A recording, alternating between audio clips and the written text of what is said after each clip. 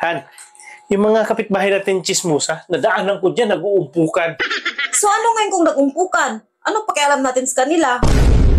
Isa-isa kong pinadugo yung bunganga nila. Nakikialam ka sa kanila. Hayaan mo sila. Hindi ka naman pinapakialaman eh. Anong hindi pinakialaman? Ako nga yung pinagchismisan nila eh. Paano daw ako nagustuhan ng babae? Ang liit daw yun sa akin, tapos supot pa. Pag once na nalaman ko kung sino yung babae na nagkalat niyang ganang chismis, itapat ko na habang nagsasalita siya, paduguin ko yung bunganga niya. Di ba, Han? Mali yung ginagawa nila. Sa palagay mo, Han, sino yung pinagmulan yung ganyan chismis? Pag once na nalaman ko, hindi ako mag-atubili na paduguin talaga yung bunganga niya. Ano nangyari sa'yo? Bakit hindi ka na nagsasalita?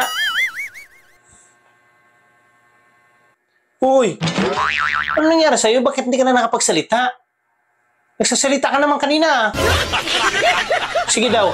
Hello, hello, hello. Sige. Hello, hello. Oh, nakapagsalita ka naman ah. Bakit pag about dun sa topic na kung sino yung nagkalat na supot ako at malit yung sa akin, hindi ka makapagsalita? Baka kasi paduguin mo bunganga ko.